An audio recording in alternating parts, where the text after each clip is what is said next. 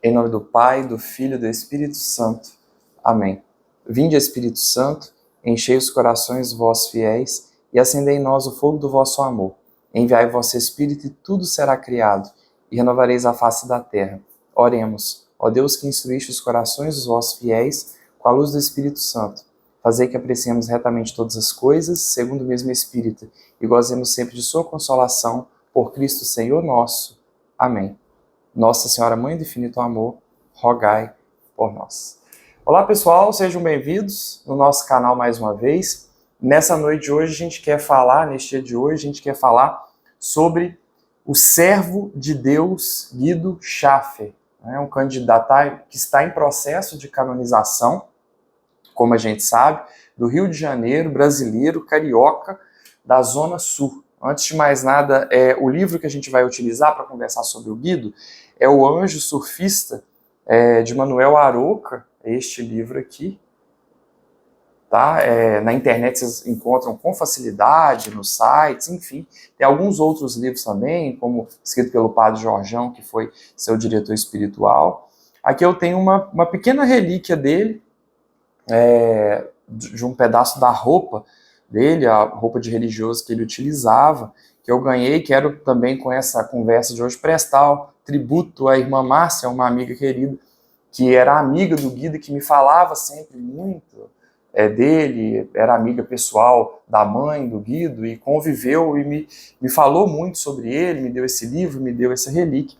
Eu já o conhecia, claro, não pessoalmente, né? O Guido morreu em 2009, mas já o conhecia a vida, o ministério, aquilo que ele tinha feito, né, para a nossa Santa Igreja, e tive a oportunidade também no ano de 2018, para ser mais preciso, em março de 2018, eu visitei a Igreja Nossa Senhora da Paz, no Rio de Janeiro, em Ipanema, onde estão os restos mortais desse servo de Deus. A condição atual do Guido é que ele é servo de Deus e existem relatos, como a gente vai falar aqui, de inúmeros milagres que Deus realizou por intermédio da intercessão do Guido, milagres que estão sendo catalogados e enviados então a Roma para que os médicos de Roma avaliem, né, se trata de um caso miraculoso efetivamente ou não. Então este é o quadro atual da condição do Guido, que hoje já é um servo de Deus. Talvez por outro, talvez eu me refira a ele aqui como um santo,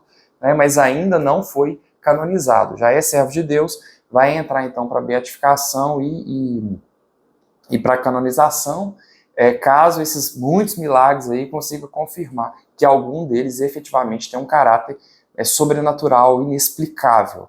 A gente mais à frente quer falar sobre o processo de canonização de um modo geral, eu quero fazer um vídeo, a gente vai gravar um vídeo sobre isso mais à frente, mas é porque é bem estreito, né, para poder, quando a igreja, como eu costumo dizer, né, o cristianismo é a religião do milagre, né? Tudo no cristianismo é milagre, o nascimento de nosso Senhor Jesus Cristo, a encarnação do Verbo, por intermédio de uma virgem, né? Tudo é milagre no cristianismo, tudo é graça.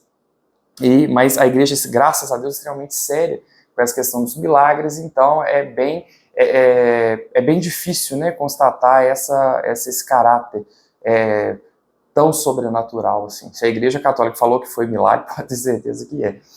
Então, falando do servo de Deus Guido, quem quiser visitar, é bem fácil, né? Na Zona Sul do Rio de Janeiro, ele era da Zona Sul do Rio de Janeiro, encontra-se na igreja de Nossa Senhora da Paz os seus restos mortais no bairro de Ipanema, no Rio de Janeiro, bairro bastante conhecido.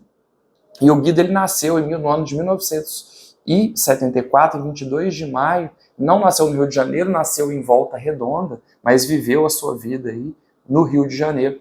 E foi batizado em 8 de dezembro de 1974, né, no mesmo ano, pelos seus pais.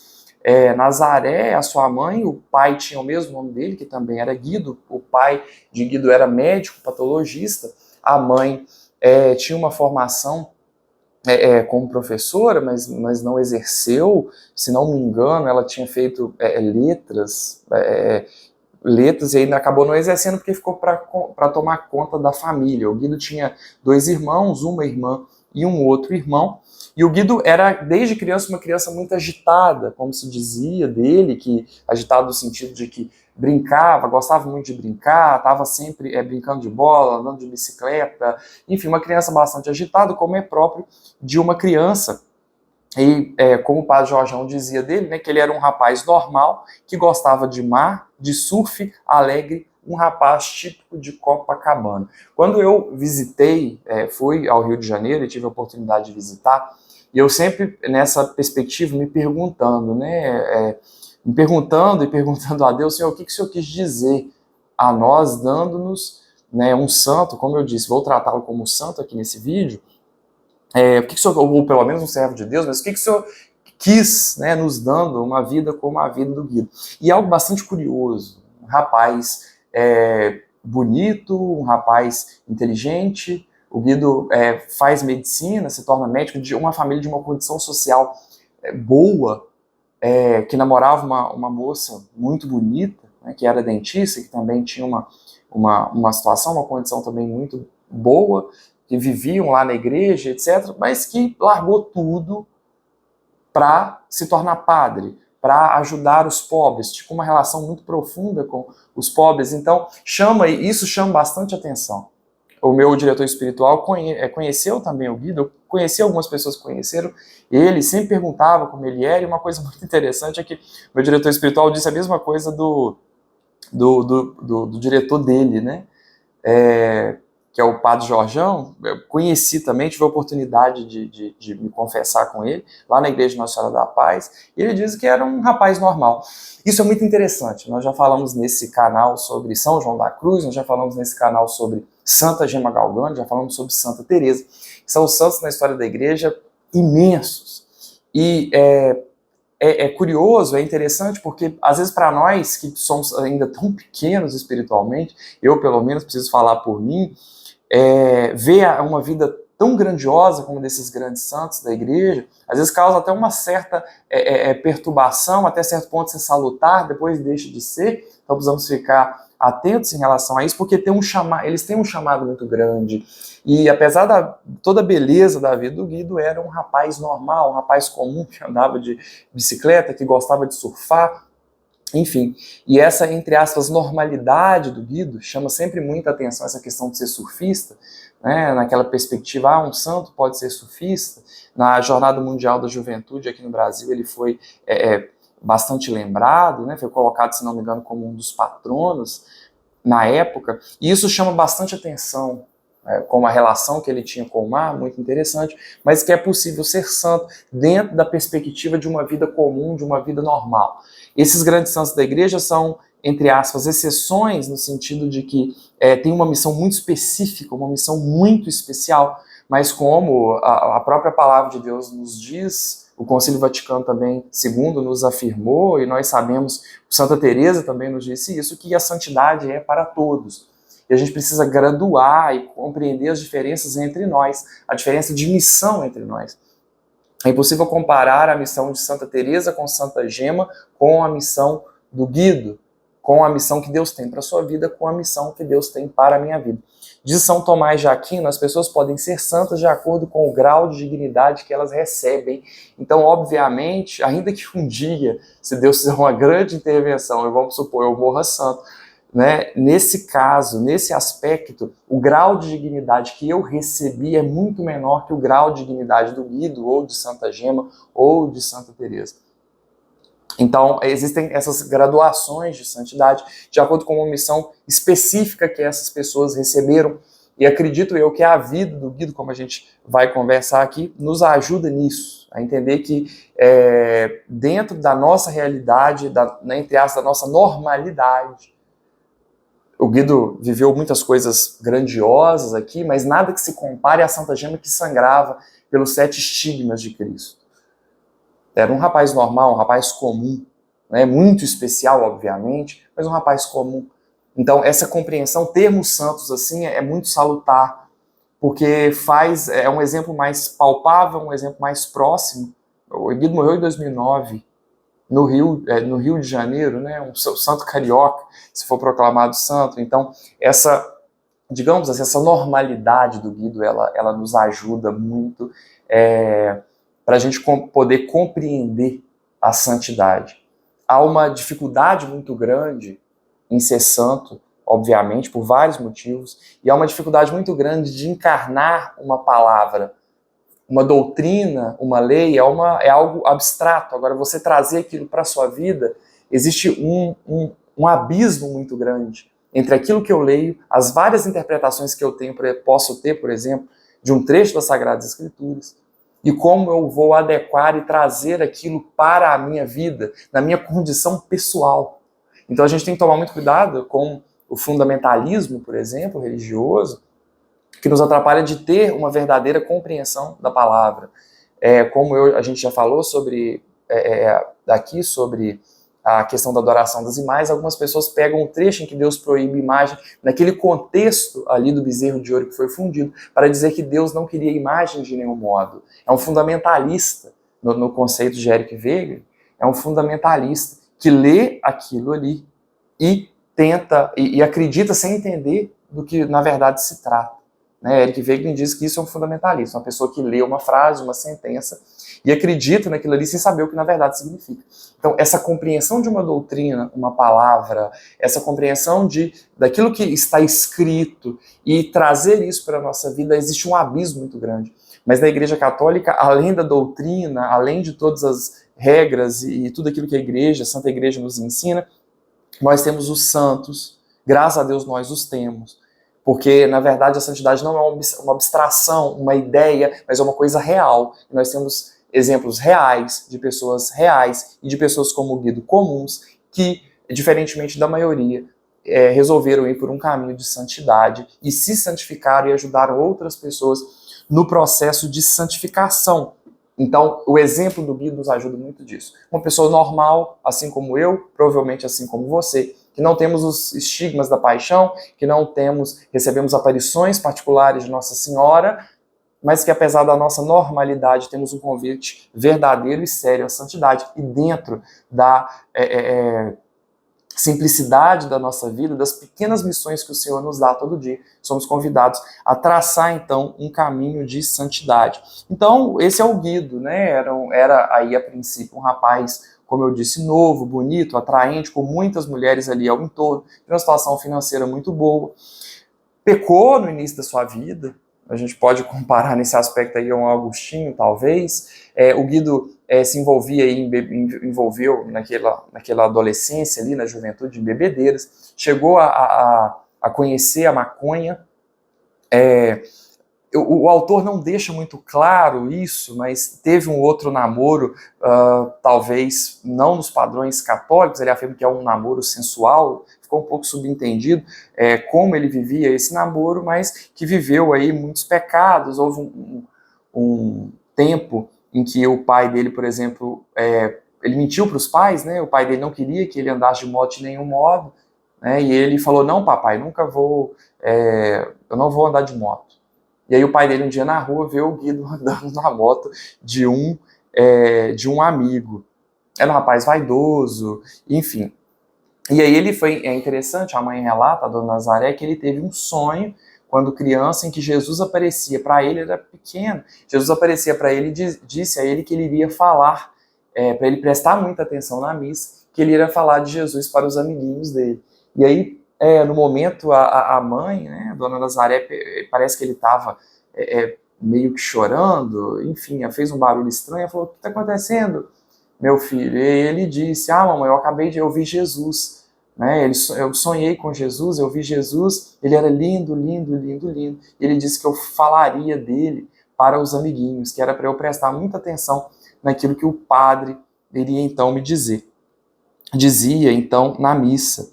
Então, o Guido tinha essa vida, já tinha sido batizado numa igreja, era de uma família católica, recebeu toda uma criação católica, mas a conversão dele se deu, de fato, aos 17 anos, em um grupo de oração da Renovação Carismática Católica, Bom Pastor.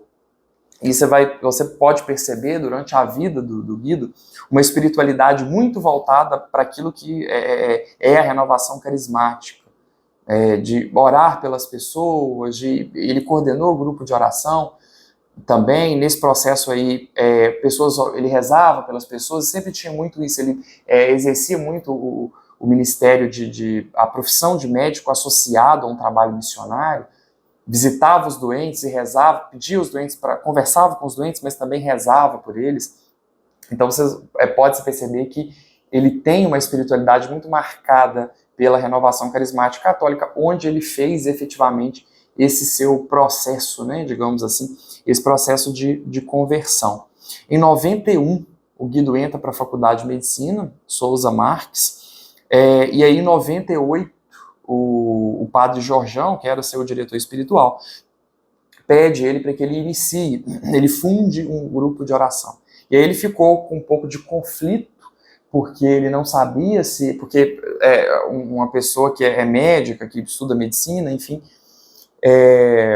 não tem muita dificuldade com o tempo, e para ele era um conflito, né? O que eu vou fazer? Eu sou médico e às vezes eu não tenho tempo. Fundar um grupo de oração, administrar um grupo de oração, coordenar um grupo de oração é algo que demanda muito tempo.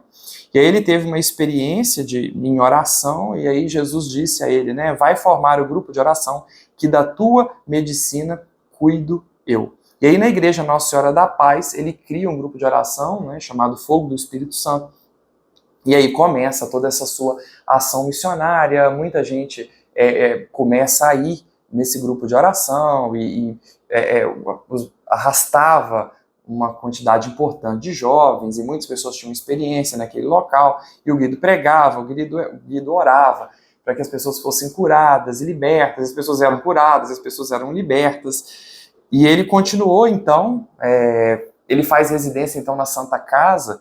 O autor fala que é medicina geral, eu interpretei que o Guido fez clínica médica, suponho que tenha sido isso.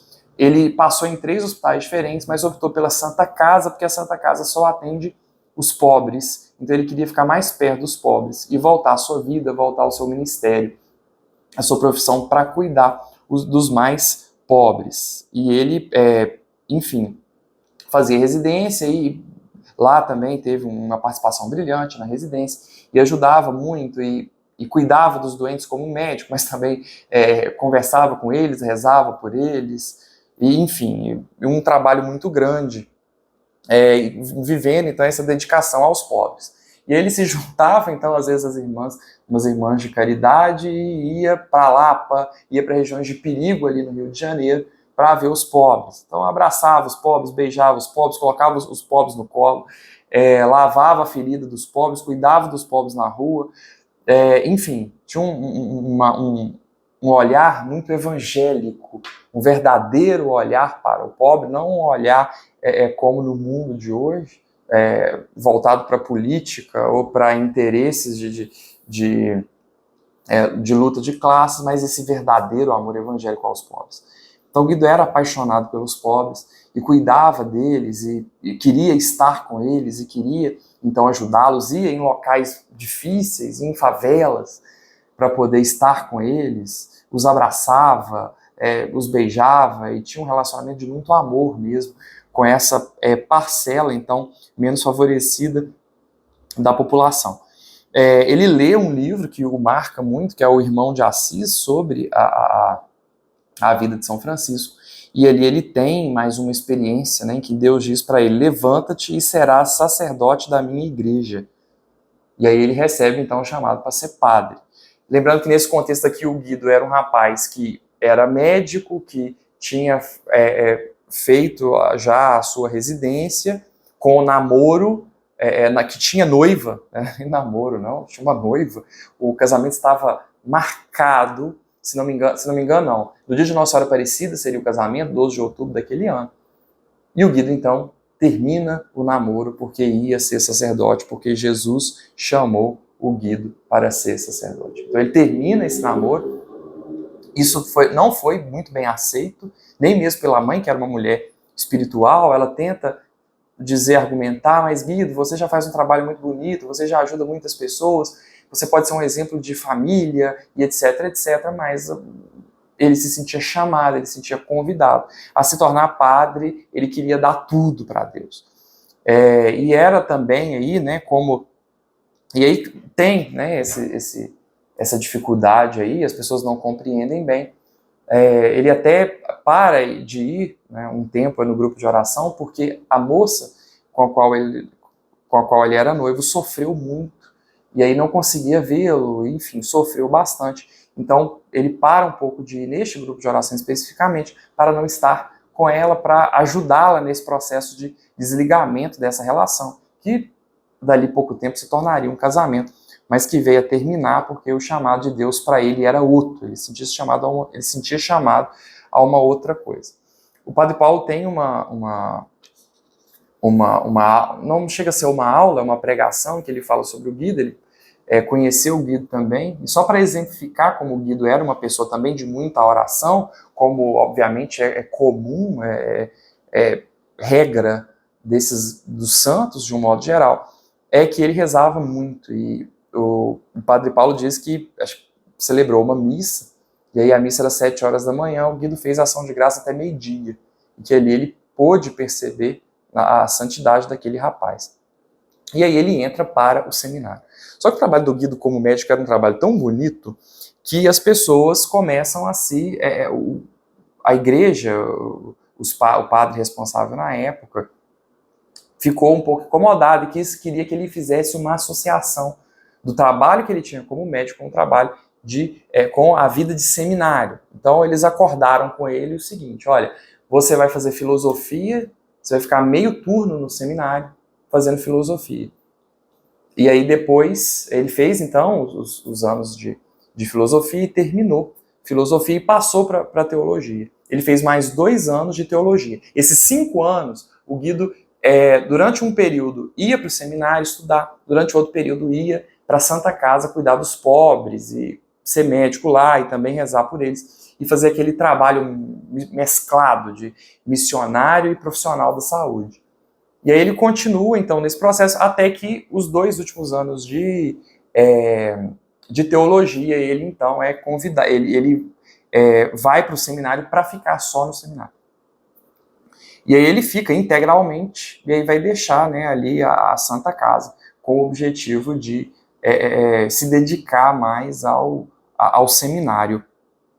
E aí veio das partes mais difíceis, então, da vida dele. Os superiores da época, tendo visto que ele tinha, para evitar que ele passasse a impressão de que ele tivesse sido favorecido por talvez ser médico ou de uma família de condição boa, e etc., fazem o que com ele? Olha, dão, entre aspas, um gancho nele, né? Não dão um gancho. Falam assim, olha, este ano, para aquele ano estava marcada a ordenação, e ele estava ansioso por ser padre, queria muito ser padre, e ele estava ansioso por aquele processo, e ele falou, olha, devido a esse... um dos superiores chega ao lado dele e falou, não vai ter condição de você ser ordenado esse ano, e pediram a ele que ele estudasse mais um ano. Ele ficou triste com aquilo, queria muito, mas os superiores entenderam que seria melhor para não passar a impressão de que ele estava sendo favorecido. Haja vista que ele fez o seminário, a maior parte do seminário, meio turno, e não em dedicação exclusiva, como os demais seminaristas. E até como um modo de proteger o próprio Guido da conversa, dos colegas, inveja, e ele teve que lidar com isso. Isso para ele foi muito difícil. Ele ficou bastante chateado e aí pediu apenas que expusesse o Santíssimo, mas no coração dele ardia o desejo de se tornar padre, de se tornar sacerdote. Durante desse tempo aí dele de caminhada, isso antes desse episódio, ele vai para a cidade de Queluz e eles tinham recebido ali, Queluz é a primeira casa da Canção Nova, e ele tinha recebido a incumbência de formar ali uma comunidade para os mais carentes. E ele tem um contato ali, curioso, com o Padre Jonas, e o Padre Jonas reza por ele e profetiza sobre a vida dele que ele se tornaria sacerdote, e esse seu sacerdócio iria atravessar as fronteiras. O Guido também tem um sonho com Dorani. Dorani hoje é o arcebispo do Rio de Janeiro, é um cardeal, arcebispo do Rio de Janeiro. Ele sonha com Dorani, que ele seria sacerdote também, enfim. E é isso que acontece com o Guido. Ele toma um ano de gancho, ele obviamente fica triste, mas aceita aquilo como vontade de Deus.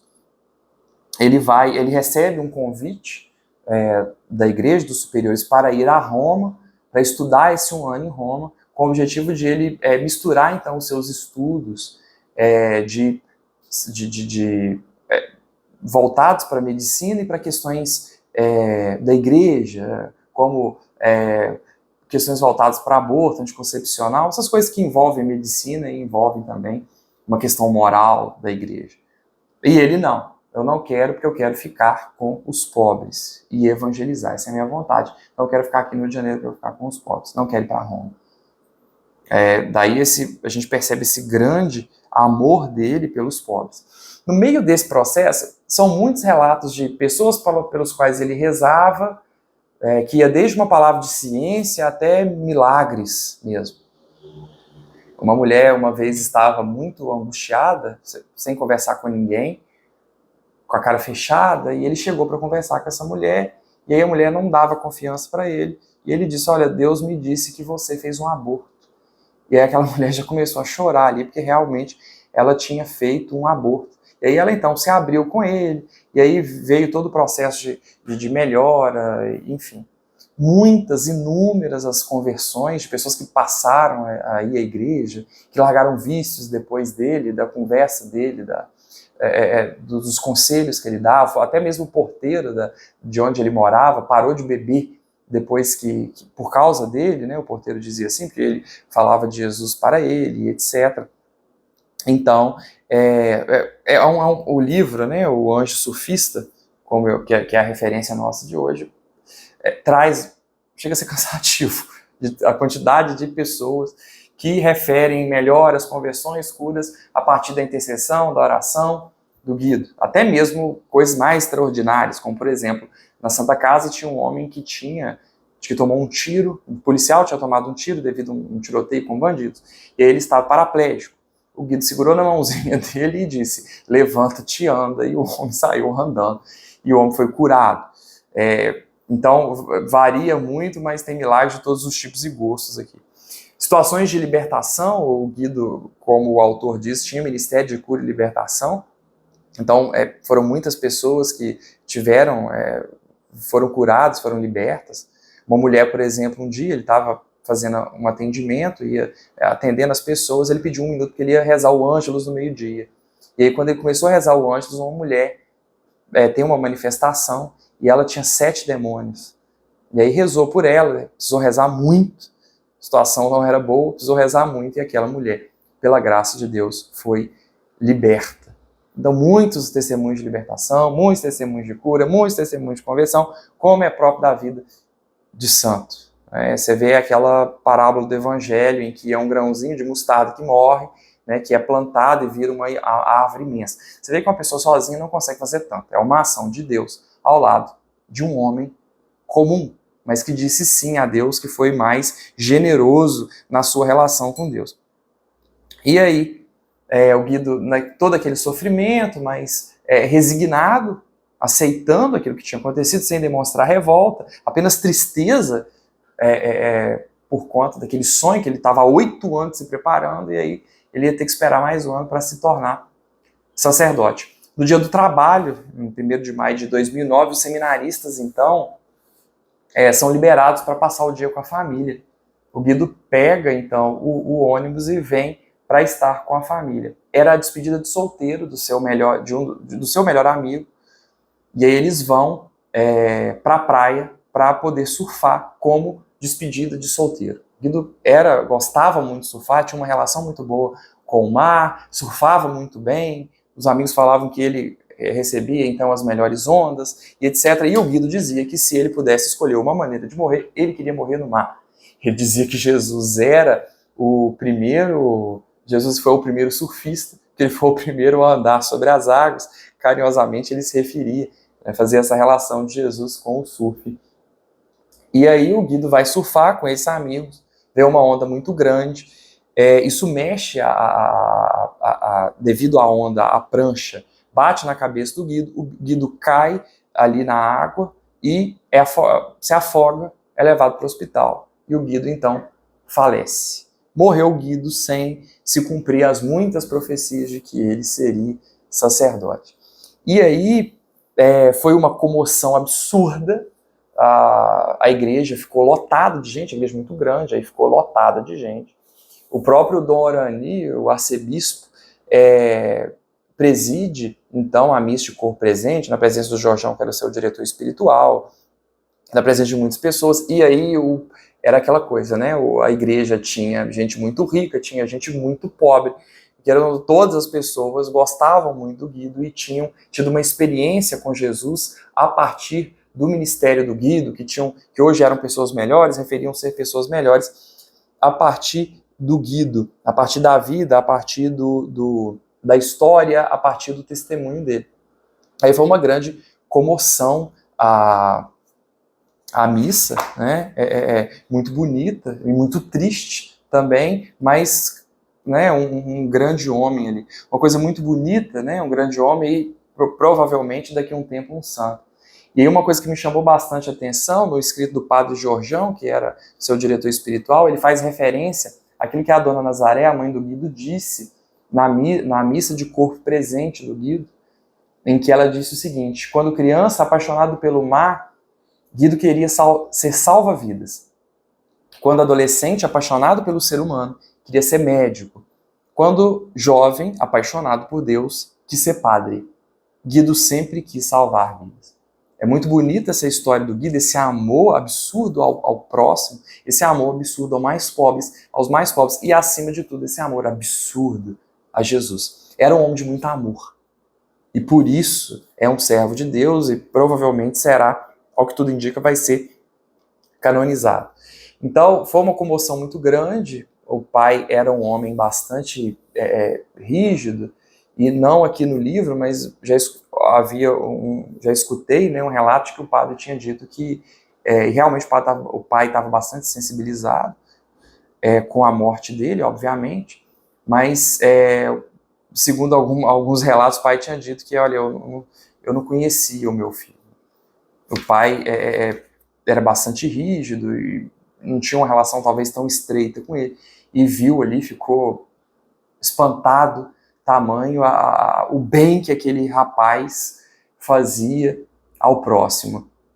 Então, a missa foi presidida por Dom Orani, foi bastante, o padre Jorjão diz que Guido seria o padre que ele queria ser, o padre Jorjão diz, e o Dom Orani então pega a sua estola e coloca nas mãos do Guido, como símbolo aí desse sacerdócio do Guido.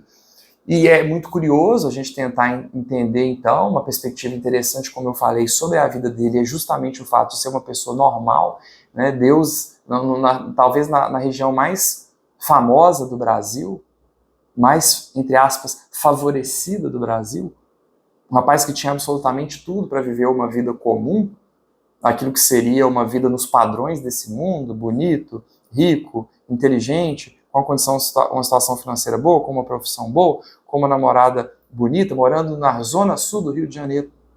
O rapaz resolve largar tudo para viver o amor, uma relação mais profunda a Jesus, como ele dizia, ele queria ir para águas mais profundas. E isso é muito interessante, e entender essas muitas profecias, como o próprio Padre Jonas, um grande profeta, inegavelmente, provavelmente santo daqui a um tempo também, vamos ver, mas que o Padre Jonas disse que ele, o sacerdócio dele iria atravessar fronteiras. Guido não foi sacerdote, a profecia não se cumpriu, a gente já conversou aqui sobre isso, e que não necessariamente essa palavra não era de Deus, da complexidade que tem de quando nós temos uma palavra sobrenatural, que muitas vezes quando Deus fala, a gente não consegue compreender a magnitude e o tamanho daquilo que Deus está dizendo, como Abraão, por exemplo, que Deus disse que ele seria o pai de uma grande nação, mas Abraão já era velho e não tinha filho, e tem um filho só,